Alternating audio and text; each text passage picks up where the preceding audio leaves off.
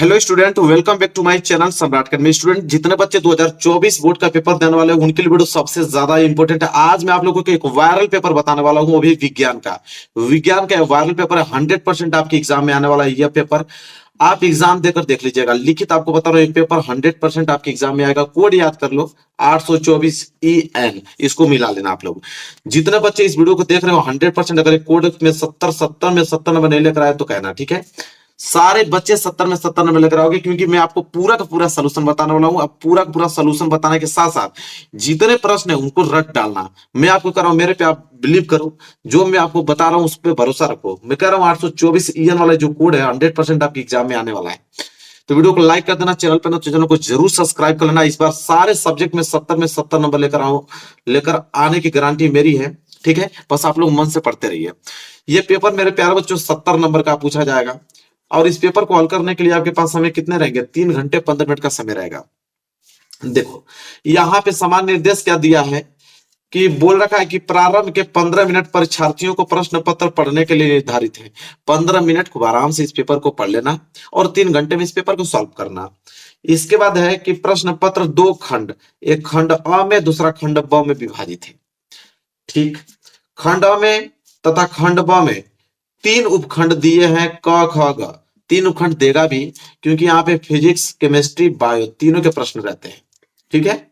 इसके बाद है कि प्रश्न पत्र खंड अ में बहुविकल्पीय प्रश्न होंगे, जिसमें सही विकल्प का चुनाव करके आपको OMR सीट पर नीले अथवा काले बॉल पॉइंट पेन से सही विकल्प वाले गोले को पूर्ण रूप से भरना होगा। इसके बाद पांचवा है कि खंड अ में बहुविकल्पीय प्रश्न है तो प्रत्येक प्रश्न के लिए 1 अंक निर्धारित है। मतलब जो 20 ऑब्जेक्टिव क्वेश्चन होगा वो कितने नंबर के होंगे? 20 नंबर के। एक प्रश्न 1 नंबर का। इसके बाद खंड ब में वर्णनात्मक प्रश्न होंगे।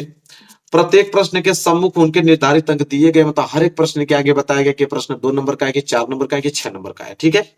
इसके बाद अगला है कि खंड ब में प्रत्येक उपखंड के सभी प्रश्न एक साथ करना आवश्यक है। प्रत्येक उपखंड नए पृष्ठ से प्रारंभ करें। मतलब खंड अ कर लिया तो खंड ब अगले पृष्ठ से करें, फिर अगले पृष्ठ से खंड ग करें, इस तरह। और बोल रखा है कि सभी प्रश्न अनिवार्य, मतलब जितने प्रश्न है सभी प्रश्न करना। भाई पूरा प्रश्न करेंगे तभी तो हम लोगों का 70 में 70 नंबर होगा।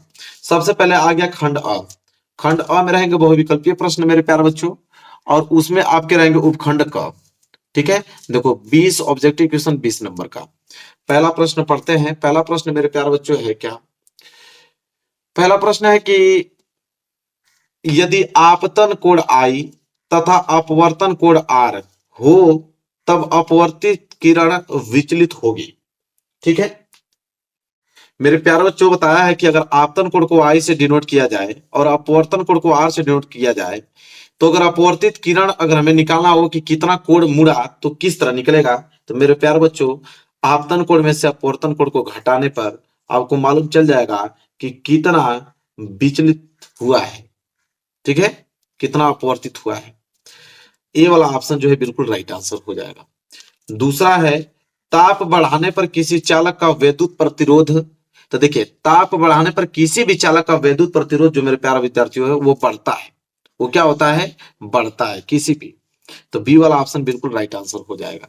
वहीं अगर हम तीसरे प्रश्न की बात करें तो प्रिज्म द्वारा विचलन अधिकतम होता है। मतलब किस रंग का, जब प्रिज्म से श्वेत प्रकाश किरण जाती है तो 7 रंगों में विभक्त हो जाती हैं। तो अधिकतम विचलन किस रंग का होता है मेरे प्यारों? ये प्रश्न में है तो बैगनी रंग का होता है। आपको भी जानकारी होगी। ए वाला ऑप्शन बिल्कुल राइट आंसर होगा। बैगनी रंग का अधिक विचलन होता है। और सबसे कम अगर पूछ देता, अगर यहाँ पे कम दे देता तो कम मेरे प्यारे बच्चों लाल रंग का होता। ये भी ये प्रश्न याद कर लो। आगे बात करें चौथा प्रश्न कि एक अवतल दर्पण की वक्रता त्रिज्या 20 सेंटीमीटर, इसकी फोकस दूरी। मेरे प्यारे बच्चों, अवतल दर्पण की वक्रता त्रिज्या दिया है 20 सेंटीमीटर, ठीक है। तो R बराबर 20 सेंटीमीटर होगा। लेकिन अवतल दर्पण है तो वक्रता त्रिज्या माइनस में होगी। हमसे पूछा है फोकस दूरी F, तो F बराबर फॉर्मूला क्या होता है? R/2। R का वैल्यू दे रखा है -20 और बटे में 2। जब इसको हम काटेंगे तो F बराबर आ जाएगा -10 सेंटीमीटर। अब -10 सेंटीमीटर मतलब ऑप्शन बी, ठीक है। बहुत सिंपल है। चलिए प्रश्न नंबर 5वां देखते हैं। प्रश्न नंबर 5वां मेरे प्यारे बच्चों यह है एक प्रोटॉन पर विद्युत आवेश की मात्रा होती है। तो एक प्रोटॉन पर विद्युत आवेश की मात्रा कितनी होती है मेरे प्यारे बच्चों? 4 ऑप्शन दिया हुआ है, तो याद कर लो। 1.6 गुणे 10 पे पावर -19 कूलाम। एक प्रोटॉन पर विद्युत आवेश की मात्रा कितनी होती है? तो 1.6 गुणे 10 पे पावर -19 कूलाम होती है। वहीं अगर हम बात करें प्रश्न नंबर 6 है कि किसी तार की लंबाई उसकी प्रारंभिक लंबाई की 3 गुना करने पर उसका प्रतिरोध हो जाएगा। तो किसी तार की अगर ये लंबाई है मेरे प्यारा बच्चों, ठीक है, अगर ये इसकी प्रारंभिक लंबाई इतना तार है, अगर इसको मैं 3 गुना अगर बढ़ा दूं तो उसका प्रतिरोध क्या होगा? तो मेरे प्यारे बच्चों प्रतिरोध भी उससे उतना 3 गुना बढ़ जाएगा। ठीक है, जितना गुना तार की लंबाई बढ़ाओगे प्रतिरोध भी उतना ही गुना बढ़ता है। चलो बात कर लेते हैं 7वां प्रश्न। स्वस्थ आंख के लिए दूरस्थ बिंदु होता है। अगर आपकी आंखें स्वस्थ हैं, देखो आपकी आंखें बिल्कुल स्वस्थ हैं, तो आप कितना दूर तक देख सकते हो ये बताओ। तो आप चंद्रमा को देख लेते हो, सूर्य को देख लेते हो, तो बताओ पृथ्वी से सूर्य की दूरी कितनी है? अनंत। ठीक है, तो अनंत दूरी तक अगर आपकी आंखें स्वस्थ है तो आप अनंत दूरी तक देख सकते हैं। डी वाला ऑप्शन राइट आंसर हो जाएगा। अब देखो यहाँ पे उपखंड ख। अब तक हम लोग मेरे प्यारे फिजिक्स के क्वेश्चन कर रहे थे, अब हम लोग केमिस्ट्री के क्वेश्चन करने वाले हैं, क्योंकि खंड ख में केमिस्ट्री के क्वेश्चन रहेगा। अब प्रश्न नंबर 8वां से स्टार्ट होगा। एंटीमनी है, बताना है कि एंटीमनी कौन है। एंटीमनी क्या धातु कहलाता है कि अधातु कहलाता है कि उपधातु कहलाता है कि मिश्र धातु? इतनी जानकारी तो आपको होगा कि जो एंटीमनी है मेरे प्यारे जो उपधातु होता है, क्या होता है? उपधातु। तो सी वाला जो है राइट आंसर हो जाएगा क्वेश्चन नंबर 8 का। वहीं अगर हम बात करें क्वेश्चन नंबर 9 है कि लेड नाइट्रेट का रासायनिक सूत्र। तो लेड नाइट्रेट का रासायनिक सूत्र तो आपको मालूम होगा, PbNO3 whole twice, PbNO3 whole twice. B वाला ऑप्शन राइट आंसर हो जाएगा। पूरा 70 में 70 करके आना है आप लोगों को, एक भी प्रश्न छोड़ना नहीं है एग्जाम में। 10वां है निम्नलिखित में से असंतृप्त हाइड्रोकार्बन। तो असंतृप्त हाइड्रोकार्बन मेरे प्यारे बच्चे जिसका 1:2 बनता है असंतृप्त हाइड्रोकार्बन कहलाता है। आप देख सकते हो इसका 1:3 बन रहा है, इसका 1:2 बन रहा है, बात खत्म। बी वाला ऑप्शन। ठीक है, चलिए आगे बढ़िए। प्रश्न नंबर 11, प्रोपेनल में क्रियात्मक समूह है। तो प्रोपेनल में क्रियात्मक समूह सिंपल ऑप्शन, ये तो बहुत बार क्वेश्चन बता चुका हूं, सिंगल बॉन्ड CH प्रोपेनल में क्रियात्मक समूह होता है। ठीक है, इसके बाद 12वां प्रश्न की अगर बात करें, एसिटिक अम्ल का IUPAC नाम, ये भी बहुत बार मैंने प्रश्न कराया हुआ है। एसिटिक अम्ल का IUPAC नाम क्या है? देखो एग्जाम में भी आ गया, एथेनोइक अम्ल होता है। तो एसिटिक अम्ल का IUPAC नाम एथेनोइक अम्ल। बी वाला ऑप्शन जो है बिल्कुल का राइट आंसर हो जाएगा क्वेश्चन नंबर 12 का। वही बात करें 13वां, एक तत्व के क्लोराइड का सूत्र, अगर क्लोराइड का सूत्र MCl2 है, तो उसके अगर मैं ऑक्साइड का सूत्र पूछूं कि उसके ऑक्साइड का सूत्र क्या होगा मेरे प्यारे बच्चों, तो हो जाएगा MO। क्या हो जाएगा? MO हो जाएगा। बी वाला ऑप्शन राइट आंसर हो जाएगा। अब देखो उपखंड ग, उपखंड ग में बायोलॉजी के प्रश्न रहेंगे मेरे प्यारे बच्चों, बायो के प्रश्न रहेंगे। और प्रश्न नंबर स्टार्ट होगा 14 से कि वृक्कों का कार्य क्या होता है। वृक्क मतलब क्या होता है? किडनी। वृक्क मतलब क्या होता है? किडनी। तो किडनी का कार्य क्या होता है? श्वसन करने का कार्य होता है कि प्रजनन, कि उत्सर्जन, की पाचन? सबको मालूम उत्सर्जन, जो टॉयलेट हम लोगों को बाहर निकलता है या गंदगी निकलती है वो किडनी के माध्यम से निकलती है, वृक्कों के माध्यम से। तो वृक्कों का कार्य क्या होता है? उत्सर्जन। ठीक है, उत्सर्जन का काम ये करती है। चलिए प्रश्न नंबर 15 देखते हैं। प्रश्न नंबर 15वां मेरे प्यारे बच्चों क्या है कि पत्तियों पर कलियां विकसित होती हैं। जो पत्ती पे कली जो खिलती हैं वो विकसित होती हैं। पुदीना में, आलू में, बायोफिल्म में, इन सभी पर। तो देखो पत्तियों पर कलियां विकसित होती हैं बायोफिल्म में। कहाँ है? बायोफिल्म में। सी वाला ऑप्शन जो है वो राइट आंसर हो जाएगा। वहीं अगर हम बात करें 16वां प्रश्न, आनुवंशिक विज्ञान के जनक हैं। तो आनुवंशिक विज्ञान के जनक ग्रेगर जॉन मेंडल कहाँ है भाई? सी वाले ऑप्शन पे हैं, यही राइट आंसर हो जाएंगे, सी वाले। वहीं बात करें अगले प्रश्न 17वां, तो दो DNA तंतु आपस में जुड़े होते हैं। अगर दो DNA अगर तंतु आपस में जुड़े होते हैं किनके कारण? हाइड्रोजन बंध। बिना हाइड्रोजन बंध के कारण वो कभी नहीं जिंदगी में जुड़ सकते हैं। तो हाइड्रोजन बंध के कारण दो हाइड्रोजन आपस में जुड़े होते हैं, ये जानकारी तो आपको भी होगी। 18वां प्रश्न है मुकुलन द्वारा प्रजनन होता है। तो मुकुलन के द्वारा प्रजनन होता है किसमें होता है मेरे प्यारे बच्चों? तो हाइड्रा में होता है। किसमें? हाइड्रा में होता है। ए वाला ऑप्शन जो है बिल्कुल राइट आंसर हो जाएगा। वहीं अगर हम बात करें 19वां प्रश्न कि मेंडल का प्रायोगिक पौधा था। तो मेंडल तो मटर किया था, लेकिन मटर में भी कौन सा? मीठी मटर किया था कि उद्यान मटर? तो मेरे प्यारे उद्यान मटर किया था। उद्यान मटर पर उन्होंने प्रयोग अपना किया था आनुवंशिक वाला। मिनरल का प्रयोगी पौधा कौन था? उद्यान मटर। लास्ट प्रश्न बहुविकल्पीय का है कि निम्न में से कौन सा एक मानव में मादा जनन तंत्र का भाग नहीं है? तो मादा जनन तंत्र का भाग नहीं है। अंडाशय तो अंडाशय तो होता ही है, गर्भाशय वो भी होता है, डिंब वाहिनियां भी होता है। इस शुक्रवाहिका जो है वो मादा जनन तंत्र का भाग नहीं मेरे प्यारे बच्चों। तो सी वाला ऑप्शन बिल्कुल राइट आंसर हो जाएगा। ठीक है, यहाँ तक क्लियर, कोई दिक्कत नहीं होना चाहिए। आगे बात करते हैं, अब खंड ब स्टार्ट हो गया। खंड ब में वर्णनात्मक प्रश्न रहेंगे 50 नंबर के। इसमें भी पहले उपखंड क आएगा, मतलब फिजिक्स वाला प्रश्न। ठीक है, फिजिक्स वाला प्रश्न है। पहला प्रश्न मेरे प्यारे बच्चों यह है, चलिए देखिए पहला प्रश्न है, वो भी 4 नंबर के लिए। इस प्रश्न को छोड़ के मत आइएगा एग्जाम में, ठीक है, बता देता हूं उसका पूरा हल। एक अवतल दर्पण के सामने 15 सेंटीमीटर दूरी पर वस्तु रखी है। यदि दर्पण की फोकस दूरी अगर 30 सेंटीमीटर है तो प्रतिबिंब की स्थिति बताइए और प्रकृति ज्ञात कीजिए। मेरे प्यारे बच्चों बहुत आसान है, घबराना नहीं बिल्कुल। अवतल दर्पण, पहले बात क्या, अवतल दर्पण है, 15 सेंटीमीटर दूरी पर वस्तु रखी है। वस्तु रखने का मतलब यू का वैल्यू दिया है 15 सेंटीमीटर। ठीक है, तो अवतल दर्पण है तो माइनस में होगा। वैसे यू का वैल्यू अवतल दर्पण हो चाहे उत्तल दर्पण हो माइनस में ही होता है। फिर बोला यदि दर्पण की फोकस दूरी एफ, अब एफ का वैल्यू हमेशा माइनस में होगा क्योंकि आपका अवतल दर्पण है। अगर वही उत्तल दर्पण होता तो प्लस में हो जाता। अवतल दर्पण है तो -30 सेंटीमीटर। ठीक है, प्रतिबिंब की स्थिति पूछा है, स्थिति मतलब v का वैल्यू पूछा हुआ है। प्रकृति, प्रकृति ज्ञात करने के लिए हमें m का वैल्यू निकालना पड़ेगा, आवर्धन निकालना पड़ेगा, बस यही चीजें हैं। अब इसमें हमें कुछ करने की जरूरत नहीं मेरे प्यारे बच्चों, दर्पण सूत्र आपको लगाना है, आंसर आपके पास आ जाएगा। तो दर्पण सूत्र याद है ना आप लोगों को? चलिए मैं बता देता हूँ।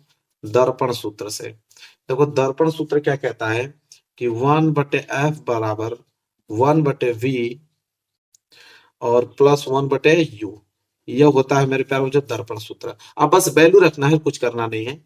1/f, f का वैल्यू कितना है -30 बराबर 1/v, v का वैल्यू तो ज्ञात ही करना है ना, और +1/u, u का वैल्यू दिया था मेरे प्यारे बच्चों -15। बस अब इसको हल करते जाना है। देखो कैसे हल करते हैं, ये हो जाएगा मेरे प्यारे बच्चों 1/-30 और ये हो जाएगा आपका 1/v, माइनस गुणा जब प्लस में करोगे तो -1 कितना आ जाएगा 15 आ जाएगा। करना क्या है मेरे प्यारे बच्चों, 1/-30 और -1/15 इधर आएगा तो +1/15 बराबर 1 इधर हो जाएगा और इधर बच जाएगा आपका 1/v। अब देखिए एलसीएम ले लीजिए, 30 और 15 का एलसीएम कितना होता है? 30 होता है। 30 से 30 कैंसिल, बच गया माइनस, -1 को गुणा 1 में होगा तो -1 इधर आ जाएगा, प्लस 15 दूनी के 30 और 2 को गुणा 1 में होगा तो 2 बराबर 1/v। बहुत सिंपल है। तो -1 +2 मतलब 1, 1/30 बराबर 1/v। तो v को ऊपर कर दो, इधर 30 ऊपर चला जाएगा, v का वैल्यू आ गया 30, मतलब प्रतिबिंब जो बनेगा वो 30 सेंटीमीटर दूर बनेगा मेरे प्यारे बच्चों। ठीक है, हो गया। अब आवर्धन भी पूछे, स्थिति पूछा था, स्थिति तो हो गया। प्रकृति पूछा m, तो m बराबर फार्मूला चलता है मेरे प्यारे बच्चों -v/u। तो -v का वैल्यू कितना है 30 और u का वैल्यू -15, काट दो, 15 दूनी के 30 प्लस के 2 आ जाएगा, m बराबर प्लस के 2 आ गया। तो प्लस किसको दर्शाता है मेरे प्यारे बच्चों? प्लस है तो आभासी बनेगा। क्या बनेगा? आभासी बनेगा। बात खत्म। लो, प्रकृति भी हमने बता दिया, 4 नंबर मिल गया आपको। चलिए इस तरह 4 नंबर कंप्लीट हो गया। अगला प्रश्न देखिए दूसरा, बायोसेवर्ट का नियम। तो वो तो पूछेगा, बायोसेवर्ट का नियम तो देगा ही देगा भाई, बहुत इंपॉर्टेंट टॉपिक है बायोसेवर्ट का नियम। देखो बायोसेवर्ट का नियम बहुत सिंपल, मैं आपको बताऊंगा, बहुत सिंपल। बायोसेवर्ट का नियम हेडिंग आप डालिएगा, लिखिएगा कि बायोसेवर्ट ने प्रयोगों के आधार पर धारावाही चालक से उत्पन्न जो चुंबकीय क्षेत्र की तीव्रता का सूत्र प्राप्त किया था। इन प्रयोगों के आधार पर धारावाही चालक के एक छोटे खंड डेल्टा एल द्वारा किसी बिंदु P पर उत्पन्न चुंबकीय क्षेत्र B की तीव्रता निम्नलिखित बातों पर निर्भर करती है। कौन कौन बातों पर निर्भर करती है? पहला ये करता है कि चालक खंड की लंबाई डेल्टा एल के वो अनुक्रमणपाती होता है, बिल्कुल। फिर चालक खंड में जो प्रवाहित धारा आई है वो अनुक्रमणपाती होता है उसके। देखो इसके चालक खंड से बिंदु की दूरी जो r के वर्ग के व्युत्क्रमणपाती होता है। देखो चौथा कंडीशन ये कहता है कि धारा की दिशा तथा बिंदु के बीच के कोण के ज्या के अनुक्रमणपाती होता है। देखो बस यही चार चीजें हैं और ये फिगर बना लीजिएगा मेरे प्यारे बच्चों। कितना सिंपल है बायोसेट का नियम, बस 4 पॉइंट आपको दर्शाना है। ठीक है, नोट कर लेना, बहुत सिंपल है। आगे अगर हम बात करें तो अगला देखो क्या है कि 20 ओम प्रतिरोध की कोई विद्युत स्त्री 5 एम्पियर विद्युत धारा लेती है तो 30 सेकंड में उष्मा परिकलित कीजिए। अब ये प्रश्न कितना सिंपल है मेरे प्यारे बच्चों। आपको दिया क्या है 20 ओम प्रतिरोध, तो आर बराबर दे रखा है आपको 20 ओम। ठीक है, 5 एम्पियर धारा लेता है तो आई बराबर आपको दिया है 5 एम्पियर। ठीक है, टी समय दिया है आपको 30 सेकेंड। पूछा है कि उष्मा बताइए एच, तो एच बराबर फॉर्मूला होता है मेरे प्यारे बच्चों आई स्क्वायर आर टी। तो एच बराबर आई स्क्वायर मतलब 5 का स्क्वायर कर दो और आर का मतलब 20 और टी का मतलब 30। तो एच बराबर क्या हो जाएगा 5 के स्क्वायर करोगे तो 25 और 30 को गुणा 20 में करोगे तो कितना आ जाएगा 3 दूनी के 600। और एच बराबर जब 600 गुणा 25 में करोगे तो कितना आ जाएगा 15,000। तो 15,000 उसमें परिकलित करता है, सिंपल। कितना छोटा प्रश्न देखो है, इतना ही सोल्यूशन में 4 नंबर आपको मिल गया। बस बिल्कुल यही काम करके आना आपको। चौथा है 3 प्रतिरोध R1 R2 R3 ये किस क्रम में जुड़े हुए हैं, समांतर क्रम में जुड़े हुए हैं। इसके तुल्य प्रतिरोध के लिए सूत्र स्थापित करना मेरे प्यारों से 6 नंबर का प्रश्न है। ठीक है, मतलब 3 प्रतिरोध R1 R2 R3 समांतर क्रम में अगर जुड़े हो तो तुल्य प्रतिरोध का सूत्र आपको स्थापित करना है। तो देखो बहुत सिंपल है, इसका मैं सॉल्यूशन बता दूं ताकि 6 नंबर आप पूरा ले लो। 6 नंबर पूरा स्टेप से करना तभी मिलेगा। प्रतिरोध का समांतर क्रम संयोजन, पहले आप जानिए कि समांतर क्रम होता है क्या है, लिखना पहले वह संयोजन जिसमें सभी प्रतिरोध के पहले सिरे को बिंदु एक्स से जोड़ देते हैं। देखो ये बिंदु एक्स है, 3 प्रतिरोध है, तीनों को पहले सिरे एक्स से जोड़ दिया।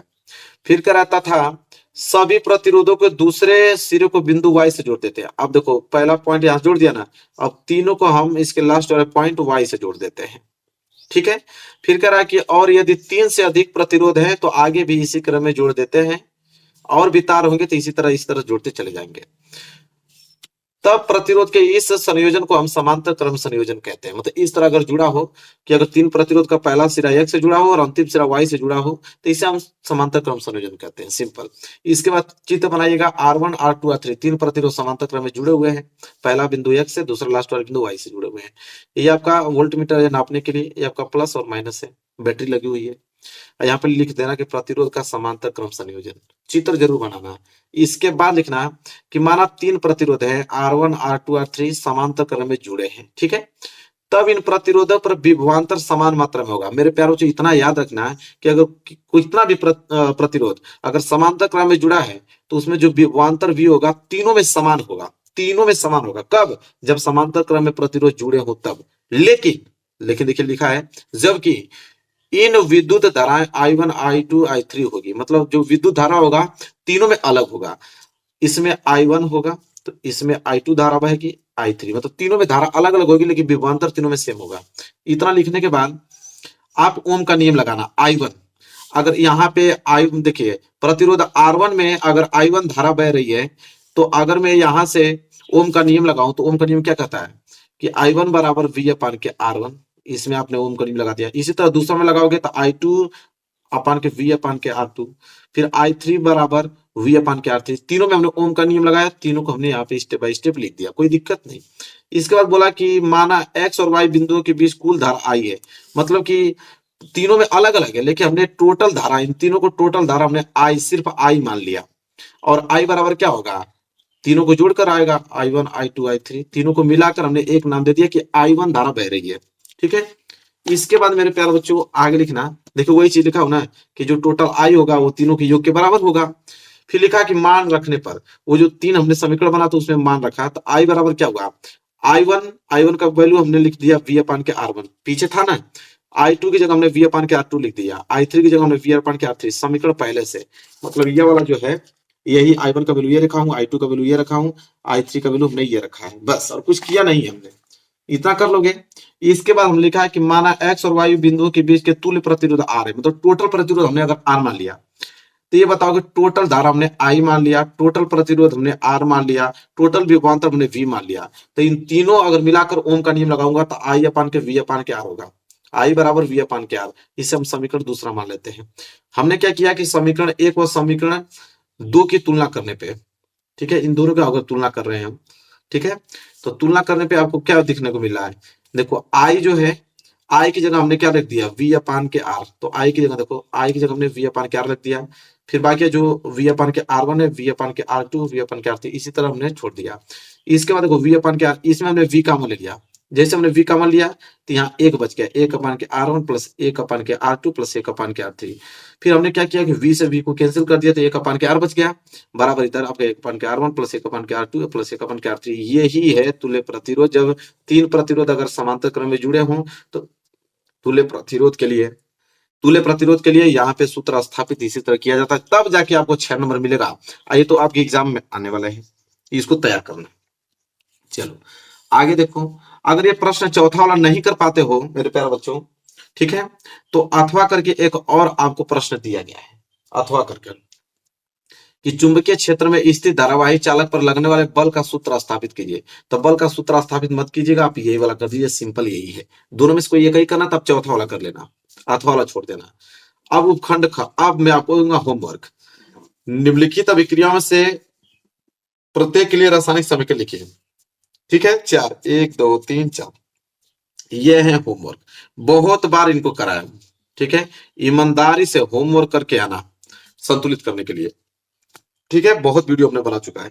ये हो होमवर्क, बीच बीच में होमवर्क भी देता रहूंगा एक आध प्रश्न, तो उससे कॉन्फिडेंस पड़ेगा, आप खुद करोगे तो और चीजें क्लियर होंगी। चलिए अब क्वेश्चन नंबर 6 देखिए, ब्लीचिंग पाउडर जिसे हम लोग विरंजक चूड़ के नाम से भी जानते हैं, तो ब्लीचिंग पाउडर या विरंजक चूड़ का रासायनिक नाम और सूत्र लिखने के लिए बोला है। और एक चीज और बोला है कि क्या होता है जब इसे अगर हवा में छोड़ देते हैं तो क्या होगा। ब्लीचिंग पाउडर के दो उपयोग भी लिखिए, तब जाके आपको 4 नंबर मिलेगा मेरे प्यारे बच्चों। चलिए देखते हैं, मेरे पास बहुत अच्छे से लिख कर लेके आया हूं मैं कि विरंजक चूड़ का जो रासायनिक नाम है कैल्शियम ऑक्सीक्लोराइड है, इसको याद कर लेना। विरंजक चूड़ का रासायनिक सूत्र मेरे प्यारे बच्चों CaOCl2 होता है, यहाँ पे मार्क लगा दिया हूं। जब विरंजक चूड़ को वायु में उद्रासित किया जाता है, मतलब वायु में खुला छोड़ दिया जाता है, तो वो अपने गुणों में विकृति पाता है, मतलब विकृति पाता है, ऑक्सीजन के साथ अभिक्रिया कर लेता है। देखिए बोला है ना, वायु में उपस्थित कार्बन डाइऑक्साइड इससे क्रिया करता है, मतलब वायुमंडल में कार्बन डाइऑक्साइड है उससे क्रिया कर लेता है, जिस कारण कैल्शियम कार्बोनेट और क्लोरीन गैस उत्पन्न होते हैं। ठीक है, विरंजक चूड़ के गुण नष्ट हो जाते हैं उससे, जैसे कार्बन डाइऑक्साइड उसमें मिलता है, कैल्शियम कार्बोनेट और क्लोरीन बनाता है, तो उससे विरंजक चूड़ के गुण जो होते हैं नष्ट हो जाते हैं। फिर पहला देखो, यह विरंजक चूड़ कॉटन के रूप में, टेक्सटाइल उद्योगों में, लिनन लॉन्ड्री में विरंजित कपड़ों को धोने के लिए क्या किया जाता है, प्रयोग में लाया जाता है। जितना प्रश्न में बोला था हमने सब एक एक पॉइंट उसको बता दिया। अब नंबर कहाँ कटने वाला है, 4 में 4 नंबर मिलेगा, कोई काट थोड़ी सकता है, जितना बोला था हमने पूरा करके दिखाया है। चलिए 7वां प्रश्न मेरे प्यारे बच्चों देखिए क्या है। 7वां है, अयस्क के सांद्रण से आप क्या समझते हैं। अयस्क के सांद्रण की मुख्य विधियों का वर्णन कीजिए, 6 नंबर का है। ठीक है, चलिए मेरे प्यारे बच्चों, अयस्क के सांद्रण से आप क्या समझते हैं, अयस्क के सांद्रण की मुख्य विधियों का वर्णन करेंगे हम लोग बहुत अच्छे तरीके से। चलिए देखिए क्या कह रहा है कि अयस्क सांद्रण की सामान्य विधियां, आप हेडिंग डालेंगे, इसके बाद आप लिखना प्रारंभ करेंगे कि अयस्क या खनिज जो हैं पृथ्वी से निकाले जाते हैं, जिनके साथ अनेक प्रकार के व्यर्थ पदार्थ पाए जाते हैं, मतलब व्यर्थ पदार्थ होते हैं उसमें, जिन्हें हम क्या कहते हैं, गैंग कहते हैं, जिन्हें हम गैंग कहते हैं। निष्कर्षण की प्रक्रिया से पहले उन्हें हटाना आवश्यक होता है, जब प्यूरिफिकेशन करेंगे तो उसमें जो गैंग होते हैं उसको हटाना पड़ता है, और इस प्रकार गैंग का साथ हटाने से अयस्क में धातु की मात्रा अधिक हो जाती है, जिसे हम लोग क्या बोलते हैं, सांद्रण कहते हैं। सिंपल, एक विधि भी पूछा था, तो चलो फेन प्लावन विधि हम बता देते हैं। तो लिखेंगे इस विधि में बारीक पीसे हुए अयस्क को, पहले जो अयस्क होता है उसको बहुत महीन पीसा जाता है, फिर जल एवं किसी उपयुक्त तेल के साथ एक बड़े टैंक में क्या करते हैं, उसको मिलाते हैं। खनिज कण पहले ही तेल से क्या हो जाते हैं, भीग जाते हैं, जबकि जो गैंग होता है तो गैंग के कण पानी में क्या हो जाते हैं, भीग जाते हैं। अब इस मिश्रण में से बुलबुलों के रूप में वायु प्रवाहित की जाती है, जिससे खनिज कण युक्त तेल के झाग या फेन बन जाते हैं, जो जल की सतह पर तैरने लगते हैं, जिन्हें बड़ी सरलता से जल के ऊपर से निकाला जा सकता है। तांबा, सीसा तथा जिंक के सल्फाइड का सांद्रण करने के लिए इस विधि का प्रयोग किया जाता है। बस काम खत्म। अगर ये प्रश्न नहीं कर पाते हो तो अथवा करके मेरे प्यारे बच्चों एक प्रश्न दिया है कि रासायनिक अभिक्रिया किसे कहते हैं, कितने प्रकार की होती है, प्रत्येक को उदाहरण सही समझाइए। बहुत जरूरी है प्रश्न बताना। बहुविकल्पीय, लघुत्तरीय, दीर्घोत्तरीय तीनों में इस प्रकार के प्रश्न आएंगे, तो इसलिए मैं इसको जरूर बताऊंगा। सातवें का अथवा 100% बताऊंगा आप लोगों को, क्योंकि बहुत इंपॉर्टेंट टॉपिक है। तो सातवें का अथवा देखो उत्तर में कि रासायनिक अभिक्रिया जब एक या एक से अधिक पदार्थ परस्पर अभिक्रिया करके नए पदार्थ बनाते हैं तो ऐसी अभिक्रिया को रासायनिक अभिक्रिया कहते हैं। मतलब दो या दो से अधिक पदार्थ आपस में मिलकर सिर्फ एक ही पदार्थ बनाएंगे तो उसे हम लोग रासायनिक अभिक्रिया कहते हैं। ठीक है, मतलब एक ही पदार्थ ना अनेकों पदार्थ बना सकते हैं, मतलब नए पदार्थ का निर्माण करेंगे। दो या दो से अधिक पदार्थ आपस में मिलकर एक नए पदार्थ का निर्माण करते हैं, उन्हें हम रासायनिक अभिक्रिया कहते हैं। बात खत्म। उदाहरण के लिए भी हमने लिखा है कि जैसे मैग्नीशियम जब हाइड्रोक्लोरिक अम्ल से क्रिया करता है तो मैग्नीशियम क्लोराइड बनाता है, वो हाइड्रोजन गैस बनाता है। ठीक है, जैसे देखो ये आपका मैग्नीशियम Mg है और ये आपका HCl हाइड्रोक्लोरिक अम्ल है। ठीक है, जब आपस में विक्रिया करते हैं तो MgCl2 बनाते हैं, जिसे हम लोग मैग्नीशियम क्लोराइड हाइड्रोजन बोलते हैं। अरे हाइड्रोजन क्या बोलते हैं, हाइड्रोजन काटो, मैग्नीशियम क्लोराइड बोलते हैं। और साथ ही साथ क्या निकालता है, वो हाइड्रोजन निकालता है। तो दो पदार्थ आपस में मिलकर एक नया पदार्थ बना रहे हैं, तो इसे तो बोलते हैं रासायनिक अभिक्रिया। चलिए, उसमें बोला था कितने प्रकार की होती है, तो लिखेंगे हम लोग रासायनिक अभिक्रिया के प्रकार। तो देखो रासायनिक अभिक्रिया के प्रकार जो है लिखेंगे, मुख्य रूप से रासायनिक अभिक्रिया निम्नलिखित प्रकार से होती है। तो पहला जो प्रकार इसका मेरे प्यारे बच्चों वो है आपका संयोजन अभिक्रिया, जिसे संकलन अभिक्रिया के नाम से भी जाना जाता है। तो संयोजन अभिक्रिया आप हेडिंग डालना और लिखना कि संयोजन अभिक्रिया वह रासायनिक अभिक्रिया है जिसमें दो या दो से अधिक प्रकार के पदार्थों के अणु जो होते हैं परस्पर जुड़कर केवल एक ही प्रकार के पदार्थ के अणु बनाते हैं। मतलब कि दो या दो से अधिक पदार्थ के अणु आपस में जुड़कर सिर्फ एक ही, मात्र ओनली फॉर वन, एक ही पदार्थ का निर्माण करेंगे, उसे हम बोलते हैं संयोजन अभिक्रिया। जैसे एग्जांपल भी दिया हूं कि सोडियम Na, जो सोडियम धातु है, क्लोरीन में जलकर सोडियम क्लोराइड बनाता है। देखो ये आपका सोडियम है, ये आपका क्लोरीन है, दो पदार्थ है ना, आपस में जुड़कर सिर्फ एक ही पदार्थ बना रहे हैं, सोडियम क्लोराइड। तो इसे हम संयोजन या संकलन अभिक्रिया कहेंगे। बस। दूसरा नंबर पे आता है वियोजन अभिक्रिया। वियोजन अभिक्रिया संयोजन का जस्ट उल्टा होता है। जैसे लिखेंगे, वियोजन अभिक्रिया वह रासायनिक अभिक्रिया जिसमें कोई यौगिक अपने अवयवी तत्वों अथवा छोटे छोटे सरल यौगिकों में वियोजित हो जाता है। यह अभिक्रिया उष्मा, प्रकाश तथा विद्युत धारा संपन्न होती है। वियोजन अभिक्रिया निम्नलिखित दो प्रकार की होती है।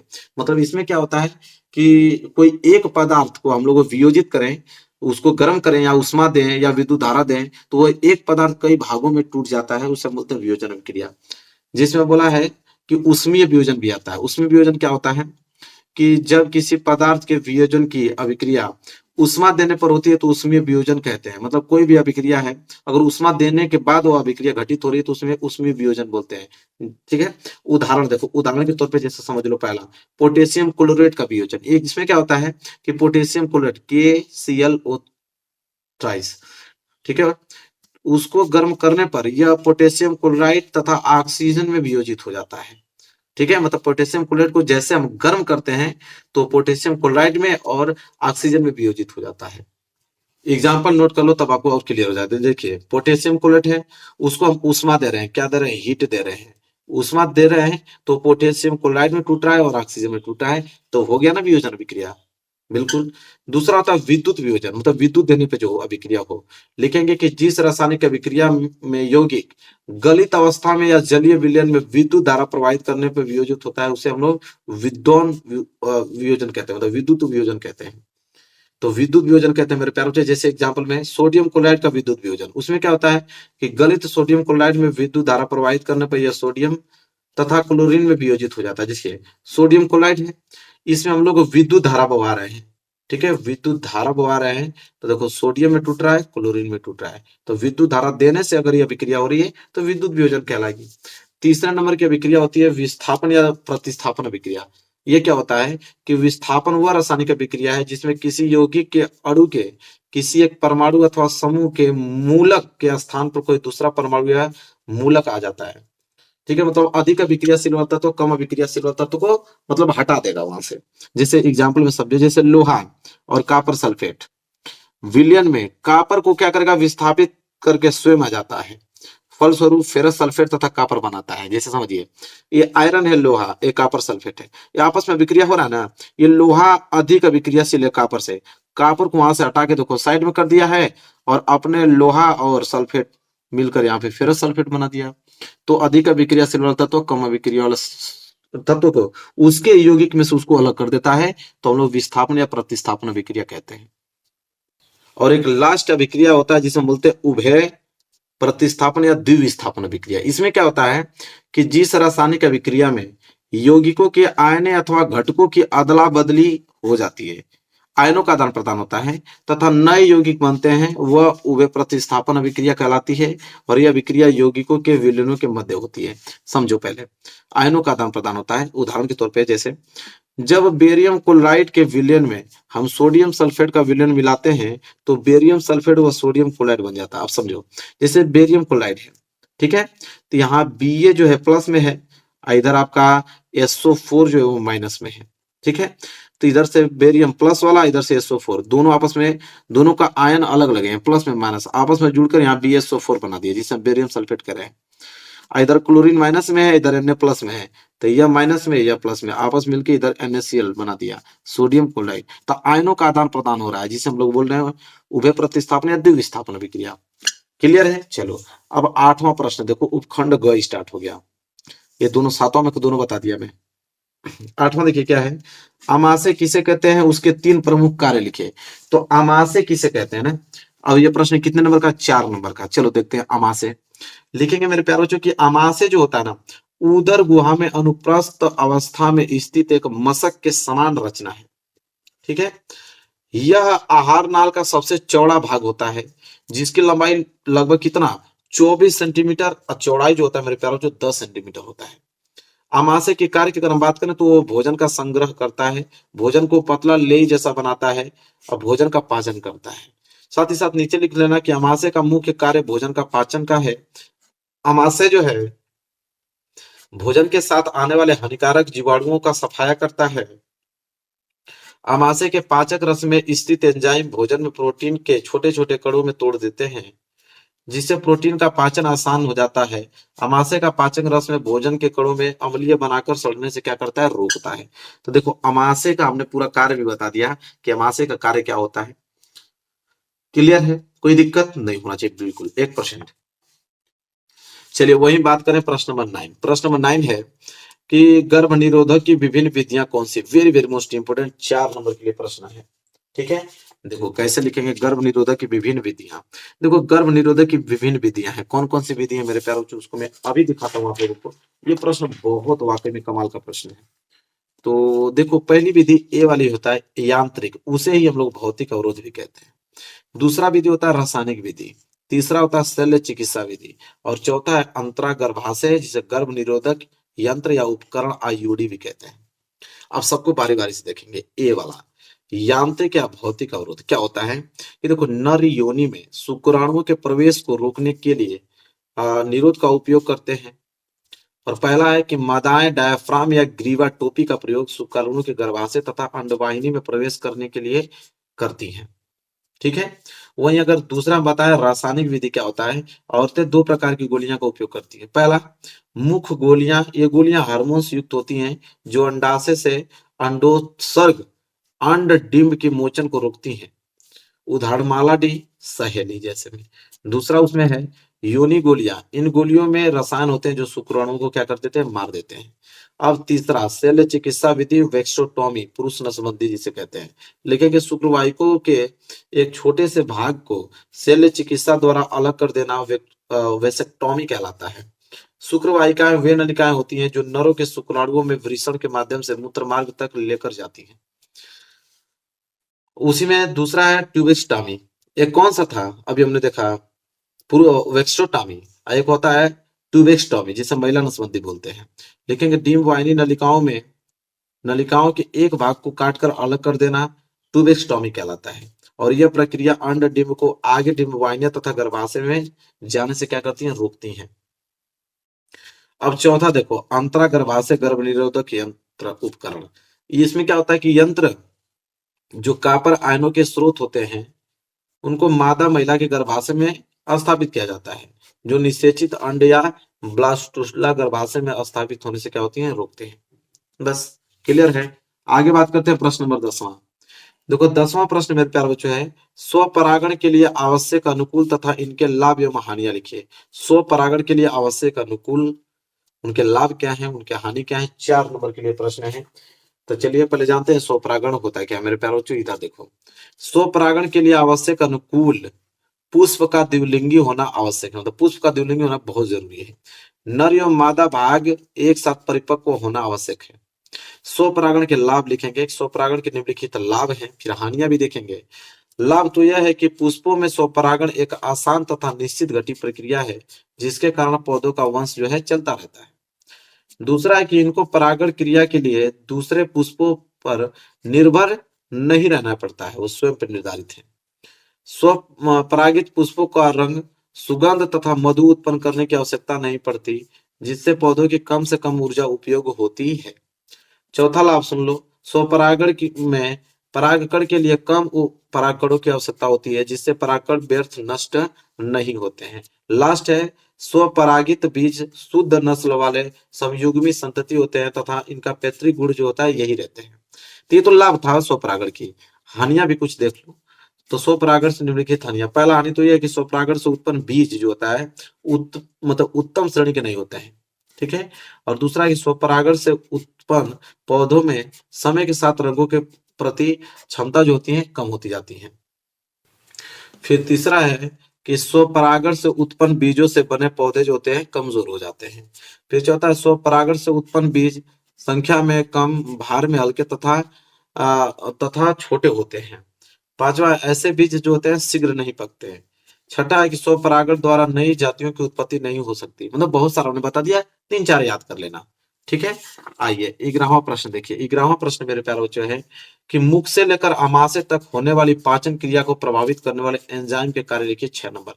तो मुख से लेकर, जहां मुख से आप भोजन ग्रहण करते हो और जब पाचन हो जाता है डाइजेस्ट, वहां तक जितने भी एंजाइम है सबका उल्लेख करना है। आपकी किताब में, आपके बुक में प्रश्न दिया है, आपके क्वेश्चन बैंक में दिया हुआ है, ये आपके लिए होमवर्क है, इसको जरूर आप लोग याद कर लेना। मैं अथवा वाला बता देता हूँ। अथवा वाला है कि यकृत के कार्यों का उल्लेख कीजिए। प्रश्न कितने नंबर का है? 6 नंबर का है। चलिए देखते हैं। देखो मेरे प्यारे बच्चे, 6 नंबर का है, मतलब बहुत ज्यादा पॉइंट लिखोगे तभी ना 6 नंबर एग्जाम में देगा। मैं पॉइंट वगैरह लिखूंगा, पॉइंट लिखोगे ज्यादा नंबर मिलेगा। जैसे आप पहले हेडिंग डालना यकृत के कार्य, पहला पॉइंट लिखना है कि यकृत जो है रक्त का थक्का बनाने में मदद करता है और साथ ही फाइब्रोसिन नामक प्रोटीन का भी वो क्या कर देता है, निर्माण करता है। दूसरा पॉइंट में लिखना है कि यकृत हमारे शरीर के तापमान को भी क्या करता है, नियंत्रित रखता है। तीसरा है कि यकृत आरबीसी को नष्ट करने में हमारी मदद करता है। चौथा पॉइंट है कि यकृत रक्त शर्करा को क्या करता है, नियंत्रित रखता है। पांचवा है कि यकृत अलावा यकृत हमारे शरीर में विषाक्त पदार्थों को क्या करता है, बाहर निकालता है। छठा, यकृत का सबसे बड़ा कार्य जो होता है ग्लूकोज को ऊर्जा ऊर्जा में बदलने का होता है। इसके बाद सातवां, यकृत जो होता है अमासिक रस के हम लोगों को प्रभावहीन करने के लिए बनाता है और भोजन को क्या कर देता है, बिल्कुल क्षारीय बना देता है। इसके बाद एक यकृत द्वारा निर्मित पित्त रस वसा का पायसीकरण करता है। 9वां पॉइंट है कि यकृत शरीर के संचरण का एक रुधिर संचालित करता है। वहीं 10वां पॉइंट की अगर हम बात करें तो यह शरीर का भंडार गृह कहलाता है। जब पाचन के बाद रुधिर में आवश्यकता से अधिक ग्लूकोज पहुंचता है तो यह यकृत कोशिकाओं में ग्लाइकोजन के रूप में संग्रहित हो जाता है। 11वां पॉइंट, यकृत अमोनिया को यूरिया में बदल देता है। 12वां पॉइंट, विषैले पदार्थ को यकृतीय कोशिकाएं निष्क्रिय बनाकर शरीर की क्या करती हैं, रक्षा करती हैं। और लास्ट पॉइंट ये है भाई, 6 नंबर के लिए तो उतना पॉइंट लिखना पड़ेगा आपको। 13वां है, हमारे शरीर में लाल रुधिर कणिकाओं एवं प्रोटीन का निर्माण यकृत में होता है। तो यकृत का कार्य 6 नंबर का प्रश्न था। पूरा डिटेल में हमने पॉइंट वाइज लिखोगे ना, सबसे ज्यादा नंबर मिलता है। पूरा हमने इस पेपर का सोल्यूशन बता दिया मेरे प्यारों। जो 100% गारंटी है मेरी कि पेपर जरूर आएगा आपके एग्जाम में 824 CN। बस आप तैयार रहो, 70 में 70 नंबर लेकर आपको आना है। मेरे प्यारे बच्चों, वीडियो को लाइक कर देना जरूर से, चैनल पर ना तो चैनल को जरूर सब्सक्राइब कर लेना। मिलेंगे आपसे प्यारे से नेक्स्ट वीडियो में, तब तक के लिए धन्यवाद।